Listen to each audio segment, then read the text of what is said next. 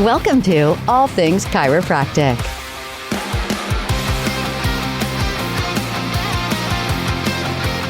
Well, welcome to another episode of All Things Chiropractic. I'm Paul Andrews. Dr. Mark Davini. And today we're going to be talking about hormesis. More or less.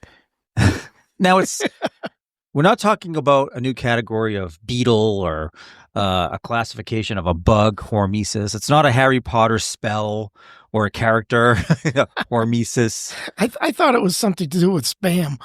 Spam, yeah. Well, if you're talking about food, it doesn't sound appetizing. Not at all, but neither does spam. So. Yeah.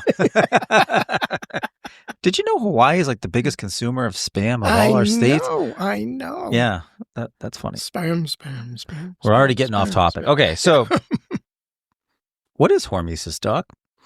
You know, it was when first exposed to this, it was just an interesting discussion. We had brought it up in our X-ray discussion about hormesis, which we'll mention again in just a little bit. But when you look at what hormesis is, it's kind of a concept that a low-dose stressor or a sub-threshold stressor that normally might be considered harmful may actually be beneficial. So, like, when you say stressor, I mean, you talking about like when I get stressed out because I'm meeting a deadline or I have to be in front of you somewhere or... Oh, sorry. Was it my outside voice? And he stared right at me when he said that too. You know, it could be anything that puts the body in distress. So, and the question comes out to be, how far does that go? So, for example, and we used it before, we'll use it again, radiation.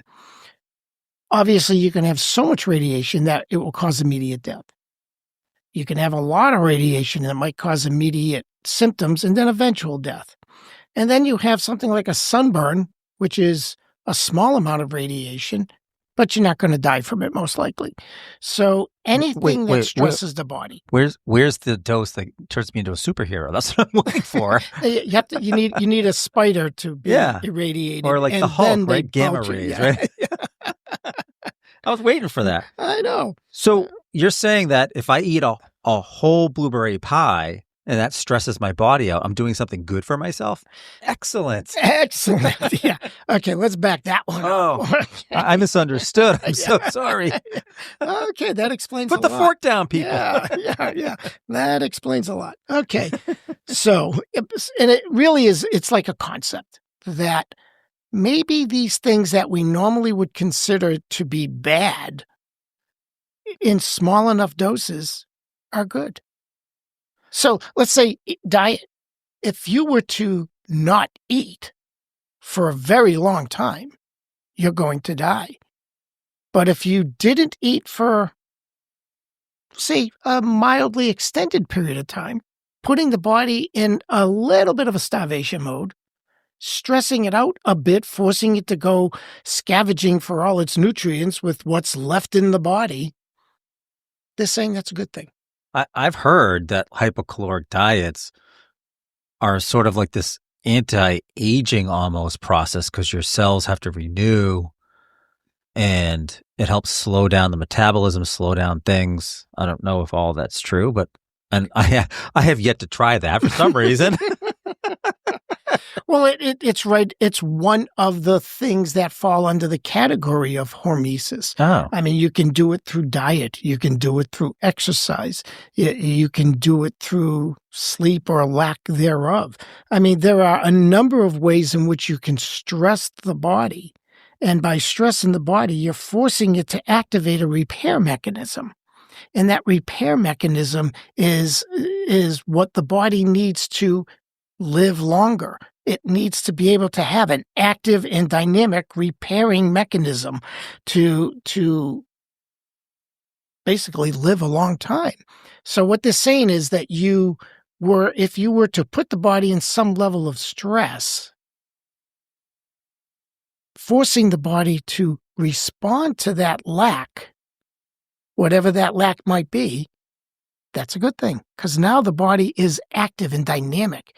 If you keep giving it everything it needs, every minute it needs it, and it never has to work at it, so to speak, Can think of so many things in life that are like I that. And I am saw your keeping my face. mouth Yeah, shut. keeping your mouth shut on that one, right? That the body gets everything it wants whenever it wants it. And then all of a sudden it goes away. The body doesn't know how to find these It things. can't cope Can't cope. because it's been, basically pampered its whole life. The body can't cope. Right. It's the body feels entitled to everything. So bringing it back into sort of the chiropractic setting. Oh, we weren't doing that? Okay. No. Like when somebody says, well, I don't want x-rays because I don't want the radiation. Now you're saying there's a possibility that it's not all a downside to the body if it gets exposed to that small amount. Well, it's very interesting when you think about this, that in the world of hormesis and in the world of x-ray, you go, oh my God, could there be, those things don't make sense. One is a good thing and the other one is supposed to be a bad thing. But they've done some interesting studies, and they've actually done studies on the atomic bomb survivors from the Hiroshima and Nagasaki days, right? And now obviously there's tiers of people that live and died through that process. Obviously the ones who were at ground zero were immediately killed and vaporized, for that matter. And then there were circles and tiers that kept getting farther and farther away from ground zero. And they discovered that there was a certain point where people were far enough away from ground zero that they didn't die, and they didn't die from we'll say radiation type symptoms or poisoning that some of the closer people had. And actually they discovered that these people lived longer. That those people that had low doses of radiation actually lived longer. In Taiwan, they had a building that was inadvertently constructed out of recycled materials that were irradiated. So the whole building gave off low levels of radiation. That heating bill must have been pretty low. Absolutely. Right. The heating bill was good. And so was the electric bill. They didn't need as many lights. Yeah. So, and they found out that these people also lived longer. So what's going on here? We're stressing the body that's just examples of radiation. So to get back to your question about, are you doing something to your patients when you give them x-rays that we were all raised to think was not a good thing, but that the benefit definitely far outweighed the risk. Now we're finding out that not only did the benefit outweigh the risk then, it's actually reached a point where the risk itself is way less than what we were thinking. And today's x-ray equipment, it's a lot better than it used to be. I mean, the amount of radiation is statistically pretty insignificant overall, right? Absolutely. And let's get back to some of the discussion points about what hormesis is really all about. At least in today's world where the discussion keeps going, it's living longer. That they're actually saying this is a method of longevity. Now, don't go stick your body in front of an x-ray tube. No. You know what I'm saying? No. But here's some examples of everyday things that we could do. We could do oxygen-deprived exercise. So, and that sounds terrible, but here's a simple example. That's just me walking. That's, waking up in the morning. Right? So we have... So sleep apnea is actually a good thing? Because my life insurance said it wasn't. Yeah, you're going to live longer if you don't breathe, But say you went out for a walk, and after you kind of have your rhythm, you pick a point and you go, once I hit that point there, I'm going to hold my breath and continue walking for as long as I can. Count the steps. And then once you have to exhale and stop breathing again, have that return to normal. And you train that way with this oxygen-deprived exercise. You'll find that your steps get longer and longer and longer because you're training your body to live on less oxygen. That's like those deep diver people in wherever, island, villages and stuff that they can dive for like 5 minutes or something. It's like... My father was a champion scuba diver, and his oxygen tank lasted 50% more than anybody else's because he spent all that time training himself to breathe less. Yeah. You can do it. So that's just one thing. That's just exercise, any way that you force your body to need the oxygen, but you don't give it to it readily. Tell me if I'm wrong about this, but not during the Chernobyl accident, but years later in that area, they found that the wildlife, the botanicals, the mammals, they were actually thriving. Oh, yeah. You had like 12-foot broccoli, Yeah. Feed the world with one Chernobyl broccoli. Yeah. Isn't this what the movie Godzilla is all about? Yeah, but but it's true. Yeah. No, it is true that wildlife thrived, vegetation thrived. We're talking about sub-threshold levels of stressors. Remember that. We're not saying, let's burn the people out, give them a sunburn with your X-ray machine. But yes, there's definitely the whole theory, the whole concept is this sub-threshold level, low level of stressors. Not stress, stressors. Yeah. Putting the body in a place where it has to respond. Like fasting. Intermittent fasting is an example of a diet form of hormesis, where you just don't give your body everything it needs every minute of the day. You force, like I said, you force it to go look for food.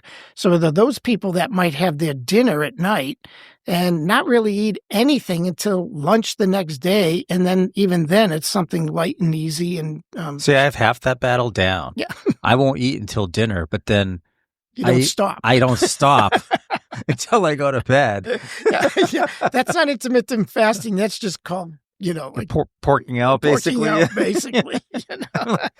You're supposed What's wrong with me? You're supposed to stop. Oh. Okay. Well, I heard stressors. I'm trying to stress out my stomach, apparently. I don't know.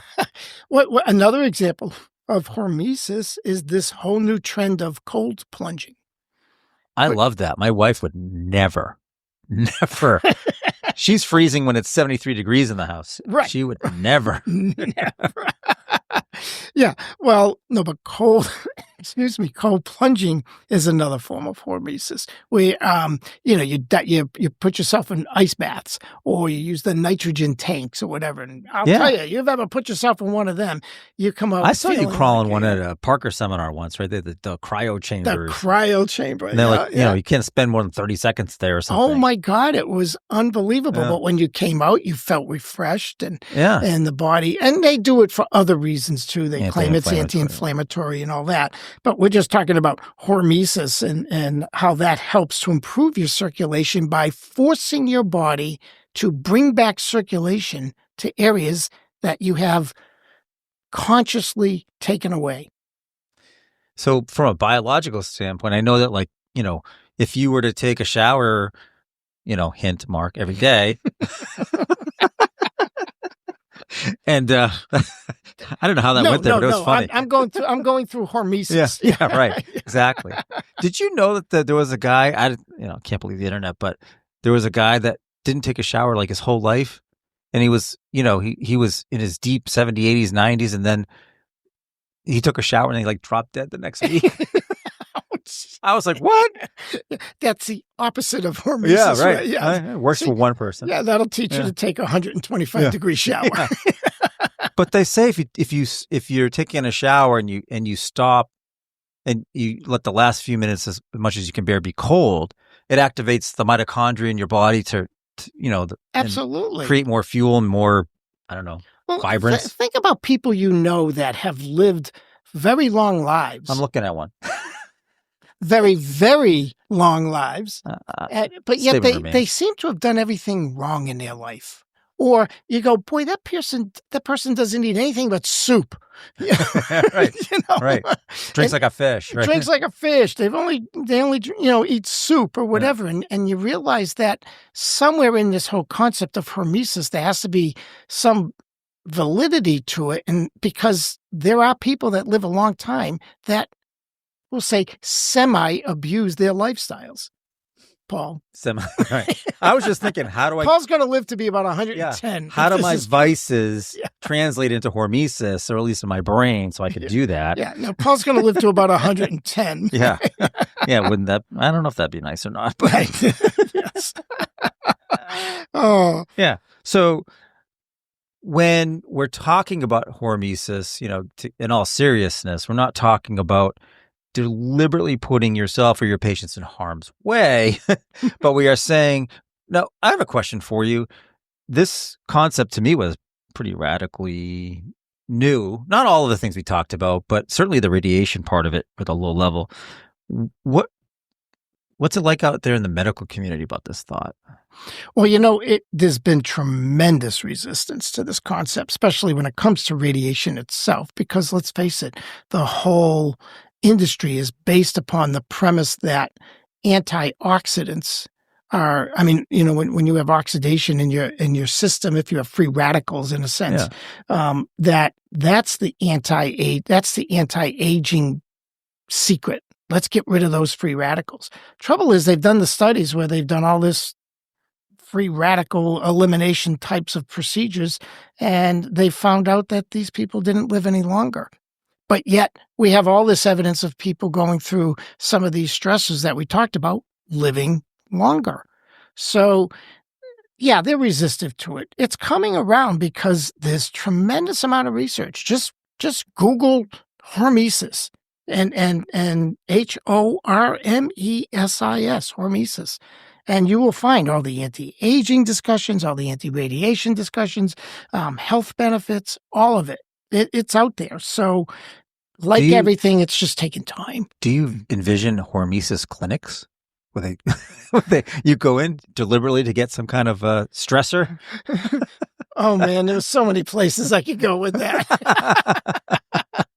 I am not going to go there at all. You're not sucking me into that one. Brought to you by Hormesis. Visit your local location. Right? Yeah, I am not worthy. Yeah. I am not. Yeah, right.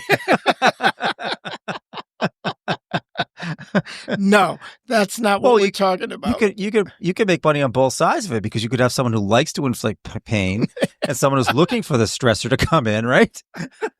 This whole conversation just deteriorated. I'm going on Shark Tank. I can tell you that right now. Yeah. What's your product? Yeah. Get over here. Give me 20. Yeah. I think there's places like that already, but I'm not going to go there. There we go. Back on hormesis. Yes. Woo! So, where do we go with hormesis? Well, it's a concept. That's what we're saying. It's a concept, and it's a concept that actually I think needs some thought. It could affect your mindset in the practice of chiropractic, in that at least we know that maybe the x-ray isn't as bad as what we thought it was. But as far as our patients, you have to do your own background research, decide how many times, what kinds of things you might recommend, and how many times you might say to somebody, oh, don't eat this, don't eat that, do this kind of exercise or don't do that kind of exercise. Those are your own personal choices. But what we're saying is this is real, and there's a lot of research out there, and maybe spend a little time figuring out where it is in your own head. I wish they would do more research on this, especially with the X-ray part of it, because boy, wouldn't that be? I mean, you think about the diagnostics that are out there and how complex they are, but the amount of radiation that they deliver. Oh my God, yeah. And whether or not all of it really is that bad. I mean, I suppose if you're getting that diagnostic, you're not in good shape in some way anyway. But there's a lot of things that change. More recently, when it comes to the field of radiation, they just now don't recommend using gonad shielding.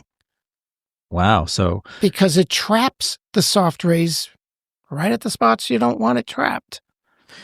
So that's a big turnaround. But radiation control programs have not caught up with that, because you still need to have your shielding and test the integrity of them. Actually, I did have a friend of mine who went to a hospital for radiation, and the radiology tech said, no, we're not going to use shielding, because he asked for it. He said, no, we don't use shielding anymore. So it is disseminating out there slowly. He just didn't feel like go get it, or? Yeah, he walked out of there and said, just don't have kids for the next 2 years. But he didn't stay in the room when he pushed the button, did he? Yeah.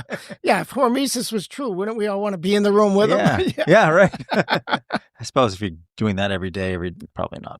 But that's interesting, because boy, I wish they would do. I'm sure they are doing more research, especially the anti-aging. The market itself is going to force that. So if you Google hormesis and aging, there'll be tons of articles about it, supporting it, talking about different things that they find. They actually say it extends the telomeres, which are supposed to be, the part of our chromosomes that determine our longevity.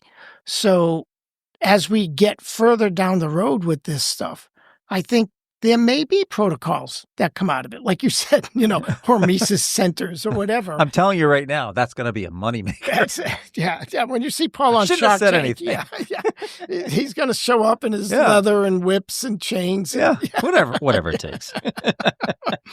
Okay. Oh, that's funny. Yes. So, I mean, as of right now, though, we can't say that X-ray is going to have this health benefit by having an X-ray, right? I mean, No. The diagnostic is the benefit. We'll stick with that. Right. Knowing that there could be some signs of positive versus all negative on the exposure, I suppose. Exactly. We're there enough to at least put our minds at ease that we were already in a place where the benefit outweighs the risk. Now we can at least have some comfort in knowing that which does not kill us makes us stronger. Oh, I've heard that before. Yes. Yeah. Yes. Very interesting. So Yes. I guess that'll be our members' moment too, is don't tell your patients that X-ray radiation is just good for you. Yeah, don't go that far yet. Yeah. Don't go that far. Don't worry about it. This is all good. Yeah, right. No, not that way. But you can definitely have comfort in saying that in your mind, knowing that the risks are less than what they were not that long ago. Yeah. All right. Well, on those words of wisdom, thank you again for joining us for another episode of All Things Chiropractic. I'm Paul Andrews. And I'm Dr. Mark Davini. Please live long and prosper. Good one. Thanks for listening to All Things Chiropractic. We'd love to hear from you. Visit allthingschiropractic.com with comments, episode ideas, or questions. Or connect with us on Facebook and Instagram at All Things Chiropractic Podcast. Be sure to join Dr. Mark Davini and Paul Andrews next time for another episode of All Things Chiropractic.